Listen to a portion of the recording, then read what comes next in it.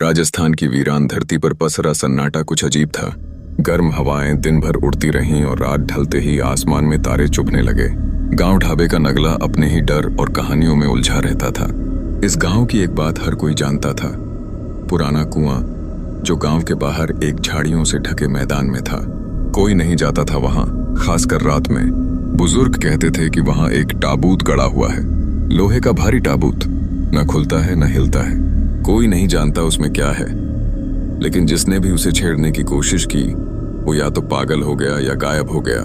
पर आज की पीढ़ी मोबाइल और मस्ती की दुनिया में खोई हुई इन बातों को बकवास समझती थी। इन्हीं में से 4 दोस्त थे, आदित्य, करण, विशाल और संजय। कॉलेज की छुट्टियों में गांव आए थे। रात के खाने के बाद सब बैठकर पुराने किस्से सुन रहे थे जब आदित्य ने कहा, अगर तुम सब में दम है तो चलो उस कुएं के पास चलते हैं अभी। कर्ण ने हंसते हुए कहा, क्या वहां भूत बैठा होगा हमें चाय पिलाने?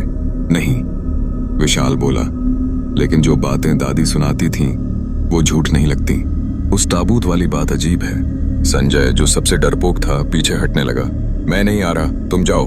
लेकिन आदित्य ने सबको उकसाया और आखिरकार चारों ने तय किया, रात के 11 बजे निकलेंगे, टॉर्च और कैमरा लेकर। रात हुई, गांव सो गया, पर चारों दोस्त चुपचाप घर से निकले। आकाश में चांद आधा छिपा था और पेड़ों की परछाइयां जमीन पर रेंगती लग रही थीं। कुएं तक पहुंचने में आधा घंटा लगा। रास्ते में जानवरों की आवाजें आ रही थीं, जैसे कोई झाड़ियों में कुछ रेंग रहा हो।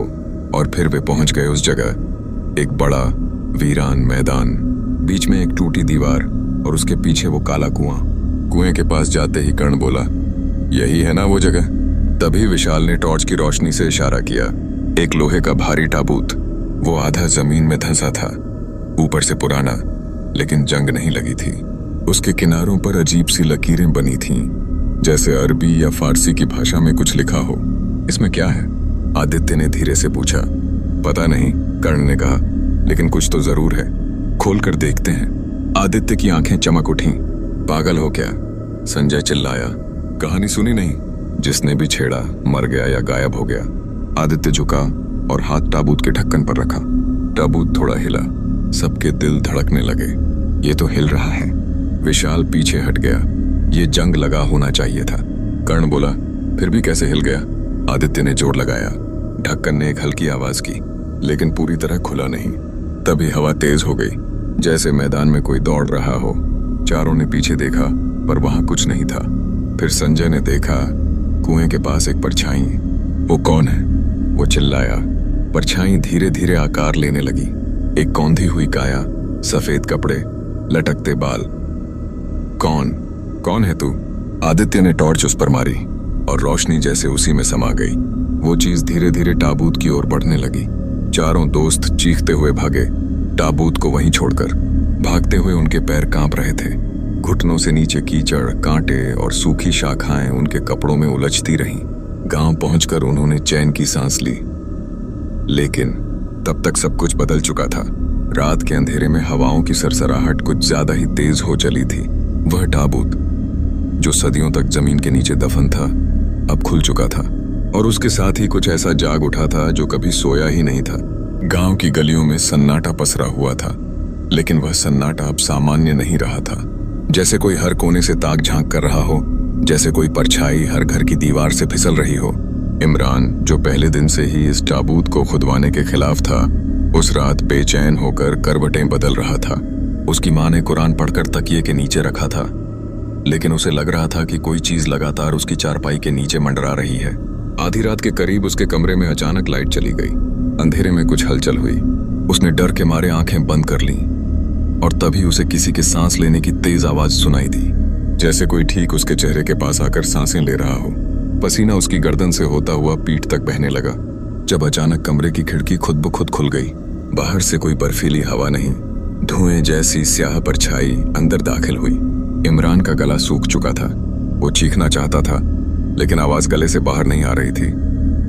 और फिर खाट के नीचे से एक हाथ निकला, सड़ा हुआ, मांस से झुलसा हुआ और काले नाखूनों वाला। अगली सुबह इमरान की मां ने उसे अचेत अवस्था में पाया। उसके शरीर पर खरोंचों के निशान थे, जैसे किसी जानवर ने पंजे मारे हों।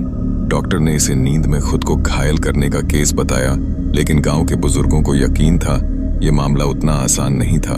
अगले कुछ दिनों में गांव में अजीब घटनाओं का सिलसिला शुरू हो गया। गांव की मस्जिद की मीनार से अजान की जगह किसी बूढ़े की गूंजती हुई डरावनी हंसी सुनाई दी। कब्रिस्तान के पास रहने वाली बुढ़िया जैनब की आंखें रातों रात सफेद हो गईं और वो सिर्फ एक ही बात दोहरा रही थी, ताबूत खुल चुका है, अब कोई नहीं बचेगा। विशाल, जो खुदाई के समय कैमरा लेकर सबसे उत्साहित था, अब कई दिनों से गांव में नहीं दिख रहा था। जब उसके घर वालों ने कमरे का दरवाजा तोड़ा, वो बिस्तर पर अधमरा पड़ा था। उसकी आंखें खुली थीं लेकिन उनमें जिंदगी नहीं थी और उसके होंठों पर किसी पुरानी अरबी जुबान में कुछ बुदबुदाहट थी जो गांव में किसी ने पहले कभी नहीं सुनी थी। उसका मोबाइल कैमरा अब भी चालू था। उसमें जो आखिरी रिकॉर्डिंग थी वो देखने पर सबकी रूह कांप गई। उसमें विशाल अकेले बैठा था और कैमरे के सामने बार बार यही कह रहा था, मैंने कुछ देखा, मैंने देख लिया, वो हमें देख रहा है, उसने मुझे बुलाया, वो अब मुझ में है। जब हालात काबू से बाहर जाने लगे, गांव के लोग पास के कस्बे से बाबा गुलाम अली को बुला कर लाए।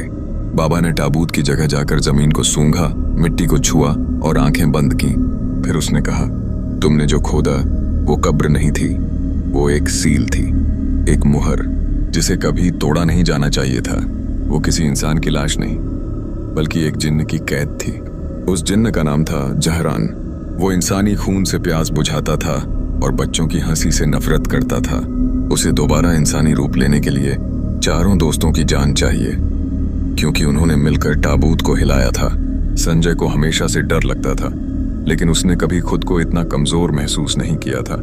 एक रात जब वह अकेले खेत के पास बने शेड में सो रहा था, वहां अजीब सी सरसराहट सुनाई दी। अचानक दीवार पर किसी ने पंजे मारे और खिड़की अपने आप खुल गई। एक काली आकृति कमरे में दाखिल हुई और संजय की चीखें हवा में घुल गईं। अगली सुबह वो बिस्तर पर बेसुध मिला। उसके गले पर नीले निशान थे, जैसे किसी ने पकड़कर दबाया हो, और दीवार पर खून से लिखा था, 1 गया, 3 बाकी। कर्ण सबसे बहादुर था। उसने कहा, मैं इस खेल को खत्म करूंगा। ये जिन्न विन्न सब बकवास है। वो अकेले ताबूत के पास गया, लेकिन लौट कर नहीं आया। कुछ घंटे बाद गांव वालों ने उसका मोबाइल और जूता पाया। मोबाइल की रिकॉर्डिंग में आवाज आई, तू मेरी नींद का दुश्मन है, अब मैं तेरी रूह से खेलूंगा। विशाल पहले ही जहनी तौर पर टूट चुका था।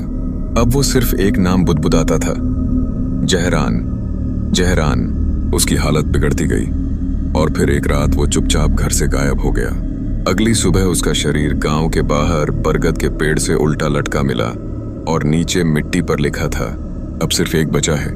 अब केवल आदित्य ही बचा था। बाबा गुलाम अली ने उसे आखिरी उपाय बताया, एक शैतानी गोला जिसे ताबूत के पास जमीन पर खींचना होगा और जिन्न को मंत्र पढ़ते हुए उसमें कैद करना होगा। आदित्य ने बाबा के साथ वो गोला बनाया। चारों दोस्तों की चीजें, जूती, कैमरा, टी शर्ट, किताब को घेरे में रखा। जैसे ही मंत्र शुरू हुआ, जमीन कांपने लगी, धुआं उठने लगा। जिन्न का काला साया ताबूत से निकला, लंबा झुलसा चेहरा, लटकते काले धागे और गूंजती आवाज, तू मुझे नहीं रोक सकता, मैं 4 की रूहों से बंधा हूं। लेकिन आदित्य डरा नहीं। उसने मंत्र तेजी से दोहराया, इजरा खुफ सीजन, बिस्मिल्लाह। जिन्न चीखने लगा, आग की लपटें घेरे से उठीं और उसका शरीर पिघलने लगा। मैं फिर आऊंगा जब कोई मूर्ख फिर से इस मोहर को तोड़ेगा। और फिर वो धुआं बनकर वापस ताबूत में समा गया। ताबूत एक जोर की आवाज के साथ अपने आप बंद हो गया। आदित्य अब अकेला था। 3 दोस्त खो चुका था, लेकिन उसने ताबूत के ऊपर सीमेंट और लोहे की चादर से दोबारा उसे बंद किया। कैमरा अभी भी चल रहा था। उसने कैमरे की ओर देखा और कहा, अगर कोई ये वीडियो देख रहा है तो याद रखना, हर पुरानी चीज को जानबूझकर मत छेड़ो।